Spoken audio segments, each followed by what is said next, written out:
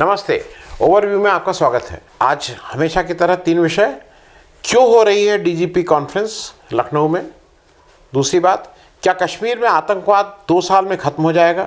और तीसरी बात, क्या राहुल गांधी हमारी समझ से ज़्यादा समझदार हैं? सबसे पहले मैं इसको आगे बढ़ाऊं तो ज़रा भाई एक आप लोग ये देख लीजिए, इसको ध्यान से देख लीजिए क्योंकि इसका कोई रेलेवेंस है। मैं आगे बताऊंगा क्यों। आनंद वर्धन जी, ऑफिस में आगमन पर आपका हार्दिक स्वागत है।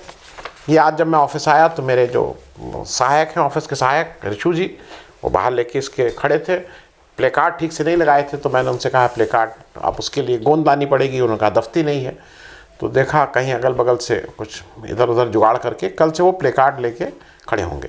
क्यों कारण है वो मैं आपको आगे बताऊंगा। और इसके दूसरी बात शुरू करने से, मुख्य बात शुरू करने से पहले फिर एक बार फिर आप लोगों से आग्रह है, मेंबर्स बन जाइए। आप अगर हमारे चैनल को सब्सक्राइब तो करेंगे ही, साथ में मेंबर भी बन जाएंगे तो हमें चैनल चलाने में थोड़ी ज़्यादा आराम हो जाता है, थोड़ा एक सहूलियत हो जाती है। और अगर वन टाइम आप कुछ आर्थिक सहयोग करना चाहें तो उसका डिस्क्रिप्शन भी नीचे कमेंट बॉक्स में रहता है। लखनऊ में 56वीं, वो असल 56 के नाम के साथ 56 इंच का सीना आ जाता है तो इसलिए वो गलती हो जाती है। लखनऊ में 56th conference of DGP and inspector general of police headquarter में 3 दिन की, फ्राइडे को उसका इनॉग्रेशन, कल इनॉग्रेशन गृह मंत्री जी ने किया, आज और कल वो और रहेगी। ये जो इस बार हो रही है डीजीपी कॉन्फ्रेंस, ये हाइब्रिड फॉर्म में, हाइब्रिड मतलब फिजिकल भी है और वर्चुअल भी है। DGP of all the states and union territories और head of central arm police और सेंट्रल पुलिस ऑर्गेनाइजेशन इसमें भाग ले रहे हैं फिजिकली। जैसा आपको बताया ही कि इसमें डीजीपी के अलावा आईबी के हेड आ रहे हैं, रॉ के हेड आ रहे हैं, ये सब लोग इसमें पार्टिसिपेट, नेशनल सिक्योरिटी एडवाइज़र आ रहे हैं।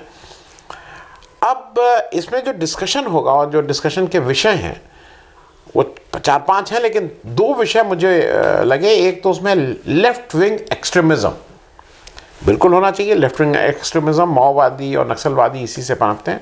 लेकिन अगर हम सही में देखें तो कोई राइट विंग एक्सट्रीमिज़म जो हो रहा है उस पर भी मेरे ख्याल में थोड़ा इन लोगों को चर्चा कर लेनी चाहिए थी, क्योंकि वो भी एक आज की तारीख में एक इशू है। हमारे जो मैं बार बार बताता रहता हूँ, इंस्पेक्टर साहब सुबोध कांत सिंह जी मारे गए थे, वो राइट विंग एक्सट्रीमिज़म का एक वो था। खैर, दूसरा एक विषय जो इम्पोर्टेंट मेरी नज़र में आया, क्राइम अगेंस्ट वुमेन। तो हाथरस का बैकड्रॉप, उन्नाव का बैकड्रॉप के बाद क्राइम अगेंस्ट वुमेन के लिए उत्तर प्रदेश कितना मुफीद है मुझे मालूम नहीं, आप लोग अपनी बात करें। इसमें खास बात यह है कि 2014 में जब से प्राइम मिनिस्टर मोदी साहब प्राइम मिनिस्टर बने हैं तो ये जो कॉन्फ्रेंसेस होती थी जिसमें उससे पहले प्राइम मिनिस्टर का एक सिंबॉलिक प्रेजेंस रहती थी, आए और मतलब उद्घाटन किया चले गए। लेकिन 2014 के बाद मोदी जी इसमें बिल्कुल शिरकत करते हैं, ज़्यादा से ज़्यादा सेशंस में वो उपस्थित रहते हैं। हालांकि लखनऊ में थोड़ा कम उपस्थित रहेंगे क्योंकि अमित शाह साहब हैं, इसलिए कोई उनके ऊपर उनका पूरा कॉन्फिडेंस है, लेकिन अदरवाइज ये पूरी तरह से प्रेजेंट रहते हैं। 2014, अच्छा एक और चीज़ हुई कि 2014 तक ये डीजीपी कॉन्फ्रेंस दिल्ली में होती थी, लेकिन उसके बाद जब से मोदी जी आए इसको दिल्ली से बाहर किया जाने लगा है। 2020 छोड़ के, वो तो कोरोना की वजह से वहाँ हुआ था, लेकिन 2014 में शायद असम में हुई थी, फिर गुजरात में कहीं कहीं हुई, पूना में हुई, लेकिन पहली बार यूपी में ये हो रही है। और उसके अलावा पहली बार पुलिस हेडक्वार्टर में हो रही है। अदरवाइज क्या होता था, बीएसएफ के हेडक्वार्टर्स में, वो जो भी उनका कारण रहा हो, कहीं कहीं और होती थी, पुलिस हेडक्वार्टर में नहीं होती थी। ये यहाँ पे हो रही है। अब इसको थोड़ा ये समझना है कि एक चीज़ और समझ लीजिए, मीडिया का बैन है, वो शायद 2 किलोमीटर के रेडियस में ही मीडिया वहाँ वाले नहीं जा सकते हैं। और कपड़े फैलाने पर रोक है, मैंने कल भी बताया था। कपड़े फैलाने पर रोक मतलब आपको लगेगा कि मैं ये क्या कह रहा हूँ, अगल बगल के जो रेजिडेंट वेलफेयर एसोसिएशन हैं, जो बिल्डिंग हैं जिसमें फ्लैट्स हैं, उनके बिल्डिंग के वेलफेयर एसोसिएशन को लिखित आदेश दिया गया है कि आप यहाँ पे बालकनी में कोई आदमी अपने कपड़े नहीं फैलाएगा। अब फ्लैट में दिक्कत क्या होती है, फ्लैट में बालकनी के अलावा और कहाँ कपड़े सुखाएंगे, तो भाई या तो उसी, अच्छा दिक्कत एक और है, किसी व्यक्ति के पास 2 ही सेट ऑफ अंडर गारमेंट्स होते हैं, तो एक धोता है, दूसरे दिन फिर धोता है। अब फिर या तो उसको बिना धोए पहनिए या फिर मालूम नहीं। अच्छा, जाड़े के दिन है तो पंखा भी नहीं चला सकते, तो सूखेगा कैसे ये नहीं मालूम। मॉल बंद कर दिया गया है, एक वहाँ पे पास में मॉल है उसको बंद कर दिया गया है। अब जो मैं आपको जिस बात से मैं कह रहा हूं कि ये मैंने आपको क्यों दिखाया था कि आनंदवर्धन जी ऑफिस आगमन पर आपका हार्दिक स्वागत है, ये मैंने आपको इसलिए दिखाया कि मैं अब ये फोटो देख लीजिए। आपने देखा आज लखनऊ में जगह जगह पे अब अमित शाह साहब और मोदी जी एक ऑफिशियल फंक्शन में आ रहे हैं। भाई इनको देश का मंत्री और प्रधानमंत्री चुना गया है तो रोज इनको ऑफिस जाना है, ये ऑफिस का कार्यक्रम है, ये कोई पार्टी का कार्यक्रम नहीं है। लेकिन वही आदत, तो मुझे इंस्पायर होकर लगा कि मैं अपने दफ्तर में, मान लीजिए वहां तो इन लोगों को तनख्वाह भी हमारे आपके टैक्स पेयर के पैसे से मिलती है, लेकिन ये दफ्तर तो मेरा है। तो मैंने सबसे पहले हुक्म चलाया अपने जो मेरा यहाँ कर्मी हैं जो सब सफाई करते हैं और जो चाय बनाते हैं, कि भाई जब मैं दफ्तर में आऊँ तो इसको बढ़िया सा तुम लेके ऐसे खड़े रहा करो। देखिए मैं कलर्ड भी, क्योंकि जो प्रिंटर है वो ब्लैक एंड वाइट है, मैं कलर्ड भी अफोर्ड नहीं कर सकता हूँ। मन तो मेरा भी करता है कि होर्डिंग लगवाऊँ ऑफिस आगमन पर, आनंदवर्धन जी ऑफिस आगमन पर आपका स्वागत है, थोड़ा कुछ और भी बनवा दूँ, बैनर वैनर बनवा दूँ, लेकिन वो मैं अफोर्ड नहीं कर सकता हूँ। तो मिनिमम जो था वो ये एक उससे निकाला, मतलब अपने प्रिंटर से, और कल परसों से उनसे कहूँगा इसको प्ले कार्ड लेके जरा नीचे, जब मैं सीढ़ी पे आऊँ तो वहाँ पे लेके खड़े रहो, एक आदमी ऑफिस के बाहर खड़ा रहे कि भाई आनंदवर्धन जी ऑफिस आगमन पर आपका स्वागत है। ये कुछ इसी तरह की बात मैं इंस्पायर होकर कर रहा हूँ। मोदी जी इतने इंस्पायरिंग नेता हैं, अमित शाह साहब तो इंस्पायरिंग के साथ साथ उनकी कई चीज़ें हैं कि आपको ऐसे करना ही पड़ेगा, तो हो सकता है ये आ जाए कि आपको ऐसा करना पड़ेगा, उसकी आदत डाल रहा हूँ।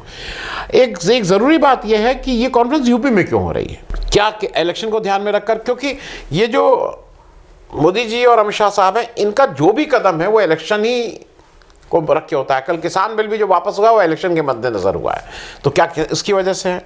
क्या यूपी से बाहर ये मैसेज देना चाहते हैं कि यूपी में इतना अच्छा राम राज्य है इसलिए यहाँ पे हम ये कॉन्फ्रेंस कर रहे हैं, या इसके उलट यूपी में इतनी दिक्कत है, भाई आप दो जगह कॉन्फ्रेंस करते हैं, या तो जहाँ सब कुछ अच्छा हो या जहाँ पे इतनी समस्या हो, चलो वहीं पे करते हैं, मौकाए वारदात पे करते हैं, कुछ उस तरह की बात है। अब ये जरा देखने वाली बात होगी कि यूपी को आप कहाँ रेट करते हैं। तो ये तो बात हो गई डीजीपी कॉन्फ्रेंस की। अब जरा बात हम लोग कर लें कश्मीर में आतंकवाद 2 साल में ख़त्म होने की बात। ये मैं इस रेफरेंस से कह रहा हूँ कि मनोज सिन्हा साहब ने, जो गवर्नर हैं, लेफ्टिनेंट गवर्नर जम्मू कश्मीर, उन्होंने अभी 2-3 दिन पहले एक फंक्शन में कहा था कि 2 साल में वो आतंकवाद खत्म कर देंगे। कानून व्यवस्था को लेकर के एक निश्चित रूप से कई लोगों को चिंता रहती है। उन्होंने बताया कि जम्मू नहीं, मैं आपसे कहना चाहता हूं कि अब स्थितियां काफी बदल गई हैं। कुछ लोग कोशिश कर रहे हैं, लेकिन हम आपको भरोसा देना चाहते हैं कि 2 वर्ष बाद जम्मू कश्मीर में आतंकवाद कहीं देखने को नहीं मिलेगा। इस दिशा में भारत सरकार काम कर रही है। आज कश्मीर की याद इसलिए आ रही है क्योंकि कश्मीर में कुछ हुआ है। कश्मीर के हैदरपोरा में, जो श्रीनगर में है, 4 लोग हम लोगों के सुरक्षा बलों द्वारा मार गिराए गए। ऐसा कहा गया कि वो सब लोग आतंकी हैं। ये 4 लोग थे अल्ताफ भट्ट, जो एक बिजनेस करते हैं, एक बिल्डिंग के ओनर हैं। वहीं पे डॉक्टर मुदस्सिर गुल, एक डेंटिस्ट जो थे, उनके मतलब वो वहाँ डेंटिस्ट की प्रैक्टिस करते थे, दांत के डॉक्टर थे। आमिर मागरे जो हैं, इनके पिता अब्दुल लतीफ़ मागरे जो थे, या मागरे जो भी हो, ये कश्मीर के में इनको स्टेट ब्रेवरी अवार्ड मिला हुआ है। और ये डॉक्टर गुल के यहाँ उनके ऑफिस स्टाफ थे, डॉक्टर डेंटिस्ट साहब के यहाँ वो उनके ऑफिस स्टाफ थे। चौथे आदमी बिलाल भाई पाकिस्तानी है। ऐसा ये कहा गया है कि 4 लोग आतंकवादी हैं और इसलिए इनको मार गिराया गया। जो सशस्त्र बल हैं उसका ये कहना था कि मागरे और बिलाल भाई तो आतंकवादी हैं, और ये जो भट्ट और डॉक्टर गुल ये ओवरग्राउंड वर्कर हैं। पहले इनसे शव मांगा गया। भाई ये जो इन लोगों का कहना ये था, भट्ट साहब के घर वाले और डॉक्टर गुल के घर वालों का, कि इनका इस आतंकवाद से कोई लेना देना नहीं है, वो सिर्फ उनकी बिल्डिंग वहाँ थी जहाँ पे आपने कोई अपनी कार्रवाई की है। लेकिन इनको शव देने से मना कर दिया गया। रात में जो डेमोन्स्ट्रेट कर रहे थे कि हमारे भाई इनका शव दे दो, वो नहीं दिया गया और इनको वहाँ भगा दिया गया। और रात में उस एरिया की बिजली काट दी गई, जहाँ पे इस समय 0 से नीचे टेम्परेचर है, बिजली काट दी गई। फिर वो डेमोन्स्ट्रेशन हुआ। लेकिन ये नहीं मानी और पुलिस ने उसको दफना दिया, उसको दफना दिया। अब क्या हुआ कि प्रेशर बढ़ने लगा, डेमोन्स्ट्रेशन वो होने लगा, लोग इधर उधर डेमोन्स्ट्रेशन करने लगे। तो अल्ताफ भट्ट और डॉक्टर गुल का जो शव था वो कब्र खोदकर उस लाश को घर वालों को अब सौंप दिया गया। अब मेन ये है कि इसमें क्यों ये सब क्यों है?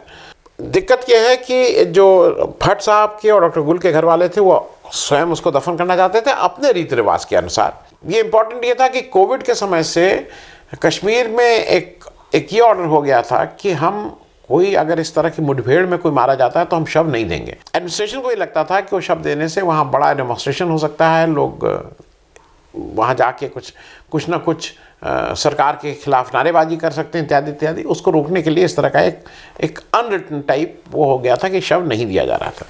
लेकिन जो मनोज सिन्हा साहब हैं, मुझे ऐसा लगता है कि अगर वो एक किसी उसको एजेंडा को लेकर कार्य कर रहे हैं और जब उनके मन में अगर है कि 2 साल में ख़त्म कर देंगे तो हमें ये उम्मीद करनी चाहिए कि 2 साल में कश्मीर में ये सब समाप्त हो जाएगा।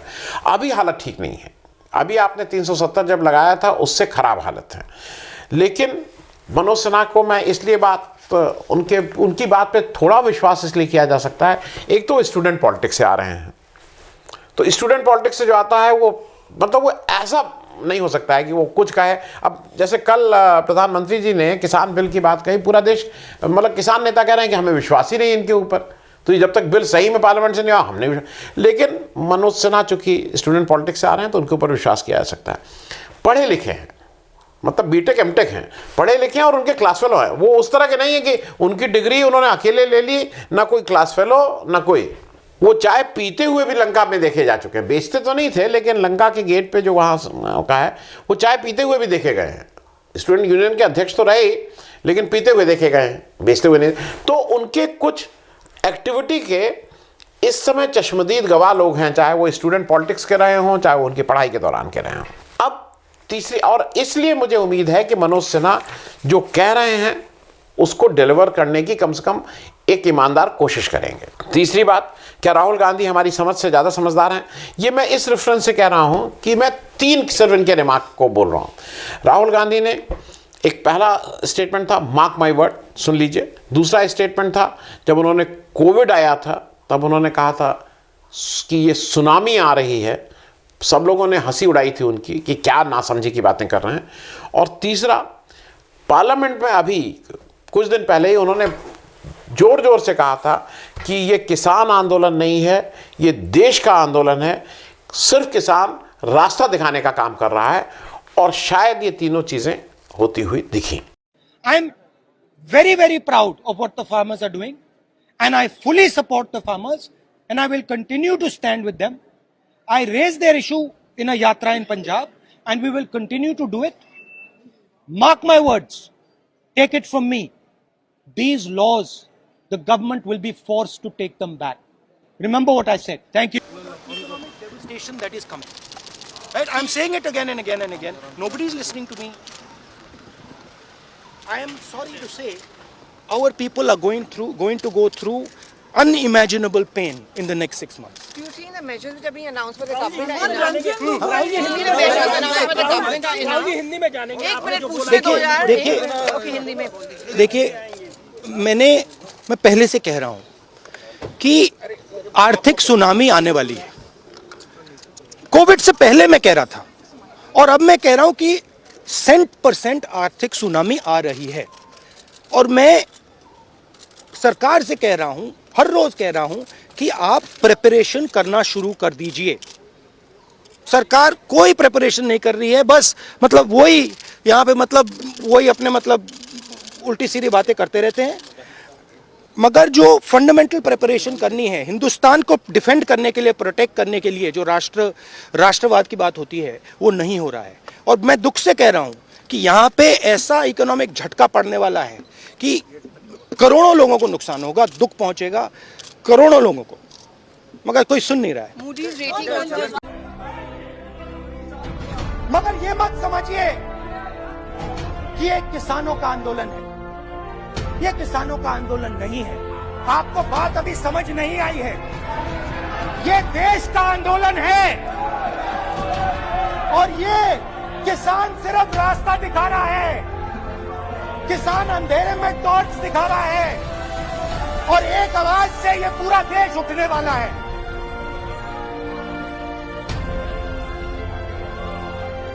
पूरा देश एक आवाज से हम दो हमारे दो के खिलाफ उठने जा रहा है। अब क्या राहुल गांधी चीजों को बेहतर समझते हैं? मतलब उनकी पकड़ आम जन की, आम लोगों से उनका कनेक्ट बेटर है? क्या वो विजनरी हैं या फोरसाइट उनकी बेहतर डेवलप्ड है? क्योंकि जब मैं इसकी बात करता हूं तो मुझे नरेंद्र मोदी जी के 4-5 मैं आपको निर्णय लूंगा, बाकी तो बहुत निर्णय है लेकिन 4-5 निर्णय लूंगा। मैं बाकी निर्णय नहीं लूंगा कि वो जो सरकारी उपक्रम बेचे जा रहे हैं क्या क्या, वो मैं नहीं। लेकिन जहां पे सामने सामने गलती हुई है, लेकिन इसका मतलब वो समझदारी नहीं थी, वो फोरसाइट नहीं थी। नोटबंदी तो इन सबका मतलब सारे हिंदुस्तान आज़ाद होने के बाद हिंदुस्तान में अगर किसी एक निर्णय जिसको नरेंद्र मोदी भी भूल जाना चाहते हैं, एडमिट नहीं करते हैं, जिसकी कोई एनिवर्सरी नहीं मनाई जाती है, जिसका कोई पोस्टर बैनर नहीं लगता है, नोटबंदी। दूसरा जीएसटी का इम्प्लीमेंटेशन, जिस तरह से इम्प्लीमेंट की गई, सीए एनआरसी, मतलब बिना बात की एक पहल, बिना ही जाने हुए कि सीए एनआरसी आपने कर भी लिया, आइडेंटिफाई भी कर लिया कि ये लोग आपसे बाहर, तो उनका करिएगा क्या। तीसरा 370 आपने कश्मीर में हटाया, उसमें आप आज नेट गेन, देश की मैं बात कर रहा हूं, पार्टी के रूप में हो सकता है कि आप कल सरकार बना लें बीजेपी, देश नेट गेनर रहा है कि नेट लूजर रहा है। तीसरा किसान बिल, वो तो आपने खुद ही एडमिट किया आपने, हालांकि अभी भी आप एडमिट नहीं कर रहे हैं, आप अभी भी ये लगे हुए हैं कि वो लोग समझ नहीं पाए। एक बात मैं राहुल गांधी और नरेंद्र मोदी जी के बीच में मैं ज़रूर इसलिए मैं कह रहा हूं कि वो मुझे कहीं कहीं लगता है कि एक जगह थोड़ा ठीक नहीं होता है। महिलाओं की जब बात आती है तो मोदी जी की ज़बान फिसल जाती है। मैंने राहुल गांधी की ज़बान महिलाओं के नाम पे आज तक फिसलते हुए नहीं देखा है। अगर आप लोगों ने कोई ऐसा स्टेटमेंट है तो प्लीज़ मुझे वो बताइए कि उन्होंने कब महिलाओं का अनादर किया। जैसे एक जर्सी गाय, एक ब्याहता पत्नी जो हिंदुस्तान के प्रधानमंत्री की पत्नी रही है, जो एक राष्ट्रीय पार्टी के अध्यक्ष है, उसके लिए जर्सी गाय बोलना, एक व्यक्ति के लिए जिसकी ब्याहता पत्नी है उसको कितने करोड़ की गर्लफ्रेंड बोलना, और तीसरा भी दीदी ओ दीदी, एक किसी के लिए जिस ढंग से दीदी ओ दीदी कर रहे थे, वो किसी भी डेफिनेशन से भद्र पुरुष की वो बात नहीं थी, वो अभद्रता की सीमा थी, वो अभद्र टिप्पणी थी। मुझे सिर्फ एक जगह दिक्कत हो रही है।